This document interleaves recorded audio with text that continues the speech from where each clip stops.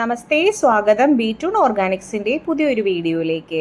ഈ ചെടി നമ്മൾ റോഡരികിലും വരമ്പത്തും ഒക്കെ കണ്ട് പരിചയമുണ്ടാവും. ഇതാണ് ചിത്തിരപ്പാല. ഇതിനെ പാൽപ്പാല, കുഴിനഖപ്പാല, ആസ്മച്ചെടി, വാൽക്കീര, എങ്ങനെ പലതരം പേരുകളിൽ അറിയപ്പെടുന്നുണ്ട്. ഇതന്നെ ഒരു 9 തരം ഉണ്ട് കേട്ടോ. ഇത് ഔഷധമായിട്ടും ഇലക്കറിയായിട്ടും ഉപയോഗിക്കുന്നുണ്ട്. ഇത് വായ്പുണ്ണ്, ചുണ്ട് വെടിച്ച് കീറല്, അൾസർ, ഫിഷർ, മലബന്ധം, ശരീരോഷ്ണം, വെള്ളപോക്ക്, ഇതിനൊക്കെ ഉപയോഗിക്കുന്നുണ്ട്. അരിമ്പാറയ്ക്ക് ഇതിൻ്റെ തണ്ട് പൊട്ടിച്ച് കഴിഞ്ഞാൽ ഒരു വെള്ള കളറിലെ പാല് പോലെ ഒരു ലിക്വിഡ് വരും. അത് വെച്ച് കഴിഞ്ഞാൽ അരിമ്പാറയും പാലുണ്ണിയും ടാഗുകളൊക്കെ പോകുന്നതാണ് പറയണത്. ഇത് പണ്ടൊക്കെ ചിലവരൊക്കെ കർക്കിടകക്കഞ്ഞിയിൽ തേച്ചിട്ടുണ്ടായിരുന്നു കേട്ടോ.